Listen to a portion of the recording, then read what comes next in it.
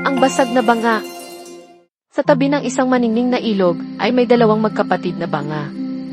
Si Berto na may munting lamat sa kanyang tagiliran. At si Perfecto na makinis at walang kapintasan. Tuwing umaga, pinupuno sila ng diwata ng ilog upang magdala ng tubig sa mga uhaw na halaman sa tuktok ng burol. Kaya kong dalhin ang bawat patak ng tubig hanggang sa tuktok. Pagmamayabang ni Perfecto. Ako ang pinakamahusay na banga. Tahimik lang si Berto, hiyang-hiya sa agos ng tubig na iniiwan niya sa daan. Pakiramdam niya ay isa siyang kabiguan. Sa kanilang pag-akyat sa burol araw-araw, pilit iniingatan ni Berto ang kanyang tubig, ngunit tumatapon ang kanyang tubig mula sa kanyang butas na nag-iiwan ng basang marka sa panig ng kanyang daan. Isang araw, hindi na nakatiis si Berto. Diwata ng ilog, sigaw niya. Wala po akong silbi. Kalahati lang ng tubig ang aking nadadala. Isa akong basag at bigong banga. Umiti ng marahan ang diwata. Mahal kong Berto, tingnan mong mabuti ang daan habang tayo'y pabalik. Tumingin si Berto. Sa panig ng daan ni Perfecto, alikabok at tuyong lupa lamang ang naroon.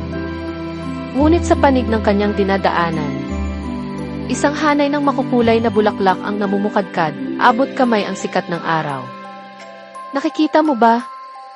Bulong ng diwata. Alam ko ang tungkol sa iyong butas. Nagtanim ako ng mga buto ng bulaklak sa panig ng iyong dinadaanan araw-araw. Nang hindi mo namamalayan, hindi mo lang alam, ngunit dinidiligan mo sila. Ikaw ang nagbigay buhay sa gandang ito. Biglang dumilim ang kalangitan. Isang higanting ibong nag-aapoy, isang sarimanok na gawa sa apoy, ang biglang lumitaw mula sa bulkan. Galit ito dahil sobrang tuyo na ng bundok. Nais nitong sunugin ang buong kanayunan. Ang mga bulaklak na diniligan ni Berto ay nagsimulang magniningning. Hindi sila ordinaryong bulaklak. Sila ay mga mahiwagang bulaklak ng ulap. Naglabas sila ng makapal at mahiwagang hamog na umakyat sa langit at naging ulap na nagdadala ng ulan. Bumuhos ang ulan na siyang pumatay sa apoy ng sarimanok at nagpalamig sa tuyong bundok. Ang ibon, na ang apoy ay naging banayad na init, ay yumukod bilang pasasalamat. At payapang lumipad palayo. Si Berto, ang basag na banga, ay hindi pala bigo. Ang kanyang butas ang nagligtas sa lahat.